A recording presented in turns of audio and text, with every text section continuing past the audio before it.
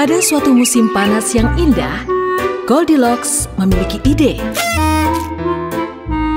Dikarenakan dia tidak pernah suka membaca buku, dengan cara membangun buku menara tinggi di dalam rumah, menumpuknya satu persatu.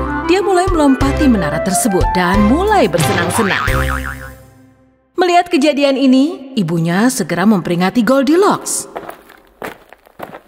Buku untuk dibaca, Goldilocks, bukan untuk mainan. Kau bisa merusaknya. Tapi buku terlalu membosankan. Aku lebih baik menjadikannya mainan. Saat itu, Goldilocks memperhatikan buku lain yang hampir saja terjatuh. Dari mana datangnya buku ini?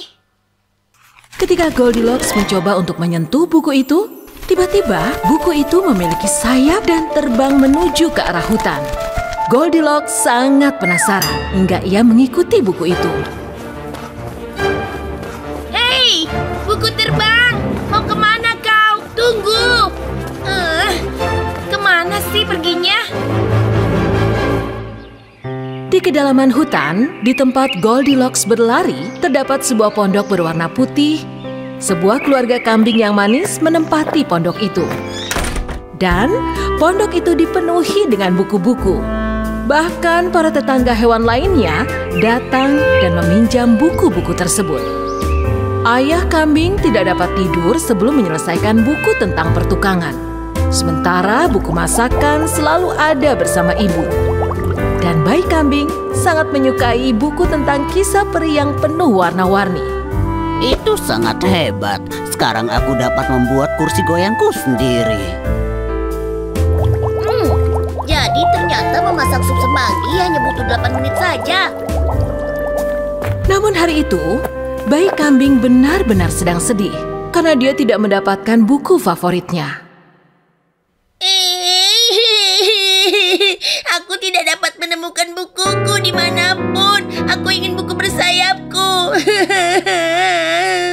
Mungkin bukumu sedang berjalan-jalan di hutan sebentar, kambing kecilku sayang. Keluarga kambing mulai mencari jejak buku bersayap yang hilang di dalam hutan. Saat itu, Goldilocks sangat khawatir karena dia tersesat di dalam hutan. Sekarang bagaimana caranya aku pulang? Aku juga tidak menemukan buku itu. Kemudian buku bersayap itu muncul tepat di belakangnya. Tepat ketika Goldilocks hendak menangkapnya. Buku itu terbang menuju pondok keluarga kambing. Goldilocks datang dengan berlari ke arah pintu pondok itu. Pintu terbuka pelan-pelan. Halo? Apa ada orang di rumah? Goldilocks melihat ratusan buku tipis dan tebal berwarna pink dan kuning. Ia mulai mencari di sekeliling di mana buku bersayap itu bersembunyi. Ini buku tebal tentang pertukangan. Pasti sangat membosankan. Goldilocks menemukan buku lain di setiap sudut rumah itu, tapi tak ada satupun yang membuatnya tertarik selain buku yang bersayap. Resep untuk memasak. Resep-resep sayur sangat tidak cocok untukku. Tidak dapat menemukan buku yang dia cari itu, Goldilocks akhirnya kelelahan. Ketika ia mengantuk di pojokan, lalu tertidur, buku bersayap itu berada di bawah kepalanya seperti bantal. Keluarga kambing yang tak bisa menemukan buku si bayi kambing, langsung kembali ke pondok mereka. Tapi ketika mereka memasuki pondok itu, mereka melihat bahwa semua buku berserakan. Seseorang telah membuang buku pertukanganku di dalam tungku api. Ada yang telah membuang bukuku ke dalam panci. Ada yang telah menemukan buku sayapku. Bukan hanya menemukan, ia membuatnya menjadi bantal dan tertidur di atasnya.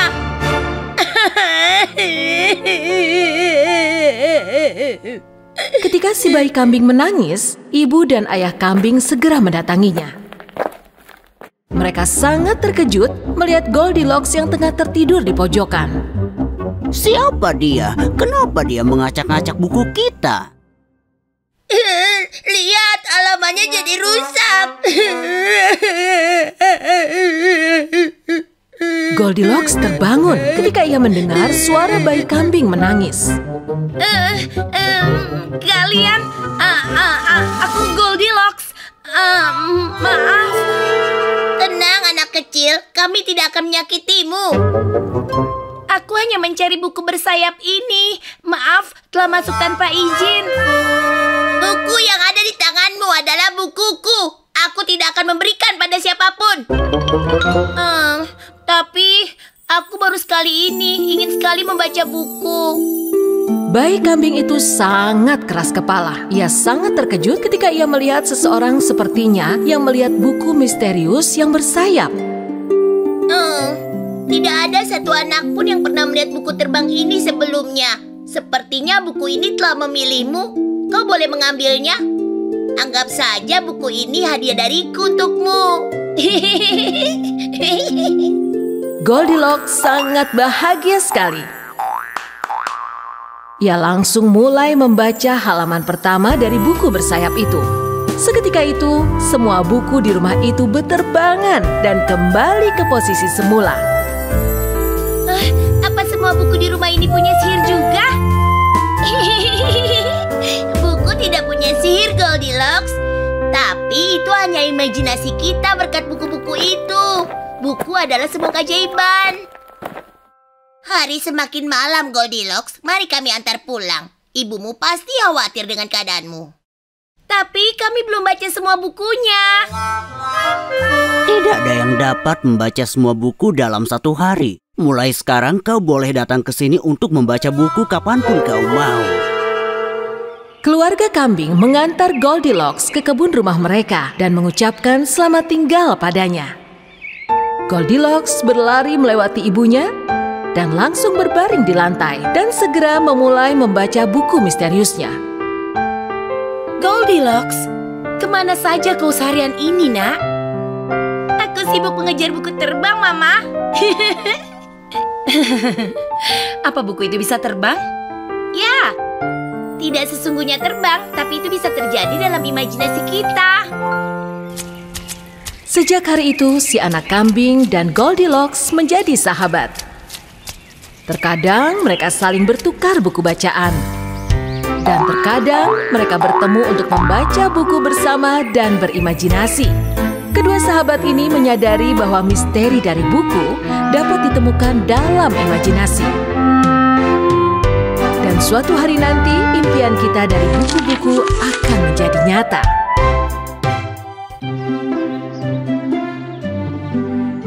Suatu hari, Ibu Hall yang baik hati pergi menyirami bunga-bunga di kebun. Pada saat itu, ia melihat 3 pemburu gemuk mengintai rumahnya.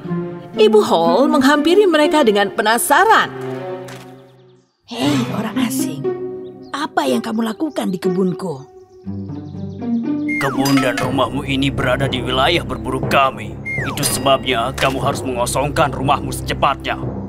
Kami akan menghancurkan rumahmu dan membangun pondok berburu di sini. Oh, tapi bagaimana mungkin itu terjadi? Aku telah tinggal di rumah ini bertahun-tahun. Jangan persulit keadaannya, wanita tua. Jika kau tidak tinggalkan rumah ini, kami akan merobohkannya saat kau tertidur di malam hari. Para pemburu berjalan menuju rumah sambil tertawa. Ibu Hall berusaha hentikan mereka, tetapi gagal. Para pemburu mulai menghancurkan pintu dan kaca dengan kapak mereka. Ibu Hall segera menuju ke kebun bunga di dalam hutan. Dan ia berteriak meminta bantuan. Tolong aku, apakah ada yang mendengarku? Kemudian, Emily menyimak suara yang berasal dari sumur. Hah? Ibu Hall? Apakah itu kamu? Apa yang terjadi? Oh, Emily, kamu harus segera datang. Aku butuh bantuanmu. Emily meninggalkan kristiknya dan berpegangan pada tali, menuruni sumur. Ibu Hall sangat gembira bertemu dengannya. Oh, pagi ini 3 pemburu datang dan mulai menghancurkan rumahku. Mereka akan menjadikannya pondok pemburu. Oh, tapi kamu telah tinggal di sana bertahun-tahun. Mereka tidak bisa melakukan itu. Oh, aku punya ide. Ayo kita akan selamatkan rumahmu dari para pemburu. Saat para pemburu sedang menghancurkan bagian dalam rumah, sebuah bayangan hitam melintasi jendela. Hei, apa kalian lihat? Siapa itu? Mungkin beruang? Mereka agak panik saat bayangan yang sama melintasi jendela untuk kedua kalinya. Oh, dia melintas lagi. Ini pasti seekor beruang. Para pemburu mengambil anak panah dan menyerbu keluar. Tapi mereka tidak melihat seekor beruang, melainkan seorang penyihir tua jelek.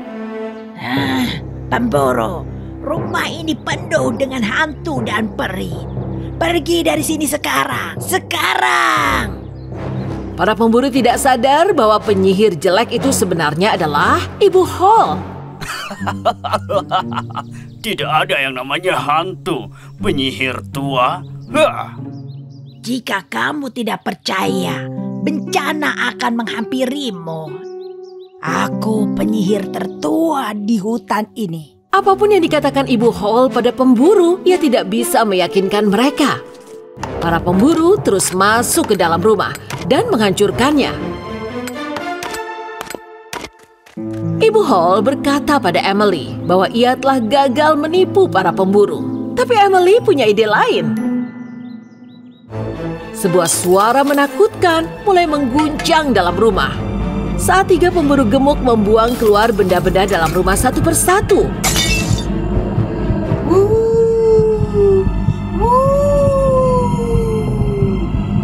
Aku adalah roh rumah ini. Sekarang aku akan menemuimu. Pemburu takut dengan suara itu. Saat mereka melihat sekeliling, dengan cepat vas bunga di atas meja jatuh dengan keras. Bagaimana vas itu jatuh? Kau menjatuhkannya. Tidak, bukan aku. Dia. Tidak, kakimu pasti membenturnya. Berhentilah membuat suara seram itu. Aku tidak membuat suara itu. Apa yang kamu katakan? Itu bukan kami. Saat para pemburu sedang berdebat di antara mereka, buku-buku mulai berjatuhan sendiri ke lantai. Para pemburu tidak tahan dengan rasa takut dan kabur keluar. Kepalanya keluar dari belakang kursi, tempatnya bersembunyi dan tertawa pelan. Ternyata itu adalah Emily sendiri yang menakuti para pemburu dengan suaranya dan menjatuhkan benda-benda dengan sebuah tali transparan. Tuan, si penyihir tua itu telah mengecoh kita. Ayo lanjutkan pekerjaannya. Saat pemburu masuk, mereka melihat hantu dengan mata hitam yang besar tepat di depan mereka.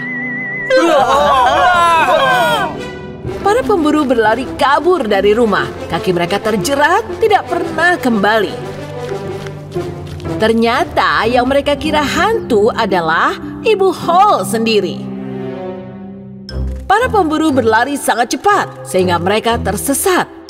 Sementara mereka bertemu seorang anak perempuan di hutan.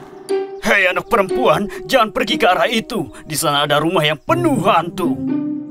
Aku rasa hantu menyebabkan kita kehilangan arah. Dan kehilangan jejak.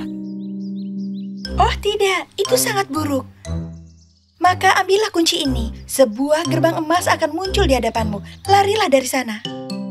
Para pemburu ditinggalkan dengan kunci yang mereka ambil. Tapi mereka tidak tahu bahwa anak perempuan ini adalah Emily yang menakuti mereka. Agak di kejauhan, sebuah gerbang emas muncul di belakang pemburu. Penampilan tiap pemburu yang melintasi gerbang menjadi berubah. Kapak dan panah mereka hilang. Aku tidak akan lagi berburu karena semua binatang adalah temanku. Aku akan menghormati alam, menjaga pohon dan semua tanamannya. Aku tidak akan pernah membahayakan rumah orang lain lagi. Ketiga pemburu berubah menjadi lelaki berhati baik dan pergi. Di sisi lain, Emily kembali ke Ibu Hall dengan bahagia. Lihatlah Ibu Hall, kita tahu kita dapat ke rumahmu kembali. Ya, para pemburu tidak memburu kita. Kita yang hantui mereka. Tetapi rumah Ibu Hall berantakan dan kacau. Bersama mereka putuskan untuk perbaiki dan memulihkan rumah. Bersama mereka putuskan untuk perbaiki dan memulihkan rumah. Tapi Emma, ia tidak suka bekerja sama sekali. Emily pergi ke kebun bunga dan memanggil Emma. Saat Emma tahu bahwa Ibu Hall butuh bantuan, ia dengan senang setuju untuk datang. Mereka saling membantu selama beberapa hari dan perbaiki rumah, juga membersihkan semuanya. Di sore hari, mereka duduk mengelilingi meja yang penuh makanan lezat dan bicara tentang pentingnya solidaritas perempuan. Karena saat perempuan saling membantu, lebih mudah menyelesaikan setiap permasalahan.